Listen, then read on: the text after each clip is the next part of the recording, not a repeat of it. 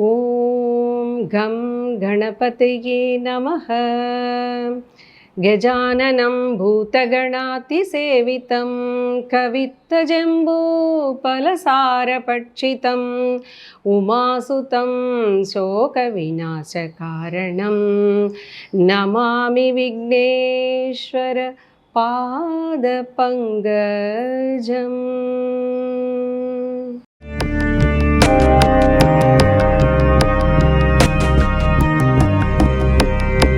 ரகசிய உண்மைகள் சேனலுக்காக நான் ஜெயஸ்ரீ. நம்ம குருஜி சுப்பு இங்கே வந்திருக்காரு. வணக்கம் குருஜி. வணக்கம் குருஜி. இப்போ வாஸ்து படி வீடெல்லாம் கட்டுறாங்க, இல்லை பார்த்து பார்த்து கட்டுறாங்க. இப்படி தான் இருக்கணும் வீடு அப்படிங்கிற மாதிரி பார்த்து கட்டுறாங்க. அதே மாதிரி ராசிக்கல் மோதிரமும் நல்ல கடையில் போய் நல்ல கற்களான்னு பார்த்து கூட வாங்கி போடுறாங்க. இதனால எல்லாம் நம்மளோட விதியை மாற்ற முடியுமா?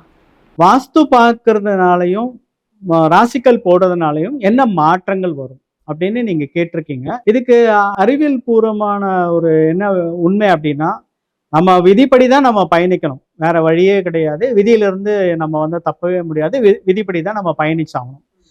அப்போ எதுக்கு நம்ம வாஸ்து பார்க்கணும், எதுக்கு ராசிக்கல் எல்லாம் போடணும் அப்படின்னா, இப்போ வாஸ்துன்றது என்னன்னா நாம் இருக்கும் இடத்தின் காற்றோட்டத்தை பத்தி சொல்றது, அதாவது அங்க இருக்கிற ஆக்சிஜன் ஃப்ளோ பத்தி சொல்றது தான் வாஸ்து.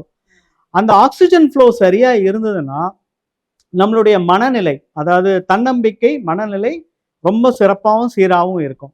இப்போ ஆக்சிஜன் ஃப்ளோ சரியா இல்லாத இடத்துல நம்ம குடியிருந்தோம் அப்படின்னா நம்ம நம்மளுடைய மனநிலை பாதிக்கும். இதனால பிரச்சனைகள் அதிகமாகும். அதே மாதிரிதான் மோதிரக்கல் மெயினா போடுறது ராசிக்கல் ஏன் போடுறோம் அப்படின்னா, நம்மளுக்கு நோய்கள்ல அது ஒரு மெடிசன் மாதிரி தான். ஆக்சுவலா ராசிக்கல்ன்றது ஒரு மெடிசன். இதனால பெரிய பணம் கொட்டிடும் அதெல்லாம் அந்த மாதிரி எல்லாம் எதுவுமே கிடையாது. அது ஒரு மருத்துவம் சார்ந்தது தான் ராசிக்கல். நம்ம உடம்புல ஏதாவது நோய் ஏற்பட்டிருந்தால் அதற்கு எதிரான ராசிக்கல்லை நம்ம போட்டோம் அப்படின்னா அந்த நோயிலிருந்து நம்ம விடுபடுறதுக்கான வாய்ப்புகள் அதிகம். இப்ப நம்ம வாய்ப்புகளை அதிகப்படுத்திட்டோம். இதனால விதி மாறுமா அப்படின்னா விதி மாறாது. அப்போ ஏன் இதை பார்க்குறோன்னு நீங்க முதல்ல கேட்டீங்க. ஏன் அதை பார்க்குறோம் அப்படின்னா, நல்ல காற்றோட்டம், அதாவது நல்ல ஆக்சிஜன் ஃப்ளோ இருக்கிற இடத்துல நாம இருந்தோம் அப்படின்னா எவ்வளவு பிரச்சனைகள் வந்தாலும், அதாவது என்ன மாதிரி பிரச்சனைகள் எவ்வளவு பிரச்சனைகள் வந்தாலும் நம்ம தன்னம்பிக்கையும் நம்ம மனநிலையும் ரொம்ப சீராகவும் நல்ல சிறப்பாகவும் இருக்கும். எந்த பிரச்சனையா இருந்தாலும் மனுஷனால எதிர்கொள்ள முடியும். அதே சமயத்துல நம்மளுக்கு நேரம் சரியில்லாத நேரத்துல வாஸ்துவும், அதாவது அந்த காற்றினுடைய போக்கும் சரியில்லாம இருந்ததுன்னா நம்ம மனநிலை பாதிக்கப்பட்ட நம்ம பிரச்சனைகளை நம்ம அதிகப்படுத்திப்போம். இந்த பிரச்சனைகளை நம்ம அதிகப்படுத்திக்காம இருக்கிறதுக்காகவும் அந்த பிரச்சனைகளை எதிர்கொண்டு வெளியில வர்றதுக்காகவும் தான் நம்ம வாஸ்து பார்த்து எல்லாமே செய்யணும். அப்புறம் நான் சொன்ன மாதிரி மோதிரக்கல் நம்மளுடைய இப்ப நோயில ரொம்ப பிடிபட்டிருப்பாங்க. அவங்க ஒரு சிறந்த ஜோதிடரை பார்த்து அந்த நோயிலிருந்து விடுபடுறதுக்கான கல் எதுன்னு பார்த்துட்டு அந்த கல்லை அவங்க அணிஞ்சாங்கன்னா, அதை சாப்பிடும் போதெல்லாம் போட்டுட்டு இருந்தாங்கன்னா, அந்த கல் ஓப்பன் கட்டிங்ல தான் போடுவாங்க. அது நமக்கு கரெக்டா அந்த விரல்ல பாத்தீங்கன்னா சிறு சிறு துளைகள், ஓட்டைகள் இருக்கும். நம்ம சாப்பிடும் போது, தண்ணி குடிக்கும் போது, இல்லை குளிக்கும் போது என்ன ஆகும்னா, அந்த தண்ணி அந்த கல்லுல பட்டு, சூரிய ஒளி அந்த கல்லுல பட்டு, அந்த சிறு சிறு ஓட்டைகள் மூலயமா அந்த சக்தி நம்ம உடம்புல இருக்க நரம்புல போகும். நரம்புல போகும்போது அந்த நோயிலிருந்து நம்ம விடுபடுறதுக்கான வாய்ப்புகள் அதிகமாகும். இது ரெண்டுத்துக்காகவும் தான் நம்ம அந்த வாஸ்துவை சரியா பார்த்து அந்த வாஸ்து சரியா இருக்க வீட்டுல குடியிருக்கணும். அதே மாதிரி மோதிரக்கல் ராசிக்கல் ஜோதிடரை பார்த்து என்ன ராசிக்கல் போட்டா நம்மளுக்கு இந்த நோயிலிருந்து விடுபடுமான்னு பார்த்து போடணும். ஆனா தயவு செய்து இதனால அப்படியே பணம் கொட்டிடும், இல்ல பெரிய மாற்றங்கள் ஏற்படும், அந்த மாதிரி ரொம்ப ஓவரா எதிர்பார்க்காதீங்க. இந்த ரெண்டு காரணத்துக்காகவும் தான் நம்ம வாஸ்துவும் மோதிரக்கல்லும் ராசிக்கல்லும் போடுறோம். வாஸ்து பத்தி ஏற்கனவே உங்களுக்கு சொல்லியிருக்கேன். நம்ம வீட்டுக்கு வெளியில வாசல்ல நின்று பார்க்கும்போது நாம வர்ற தெரு நம்ம வடக்கை நோக்கி இருக்கணும். இடக்கை நோக்கி அந்த தெரு இருந்ததுன்னா அங்க சில சிரமங்கள் ஏற்படும். அது என்ன மாதிரி சிரமங்கள் சொன்னா, இது இது பொதுவான வாஸ்து தான். இது எல்லாருக்குமே இது பொருந்தும்.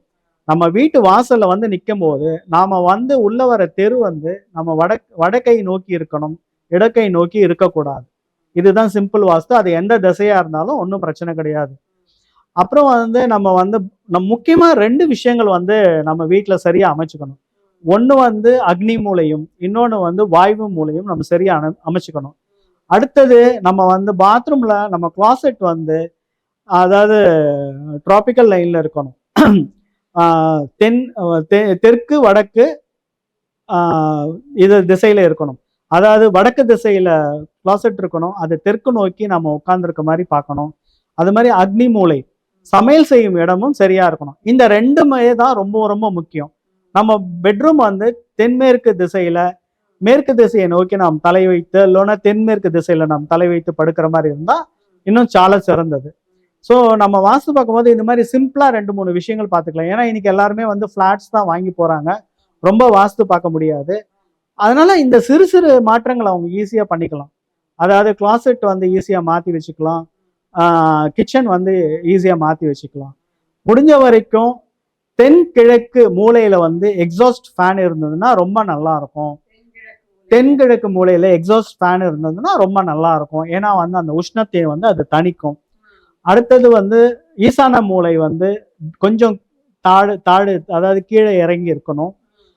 ஈசானி மூலை வந்து ஓப்பனா இருக்கணும். இது மாதிரி ஒரு சில விஷயங்கள் மட்டும் நம்ம பார்த்தாலே போதும்.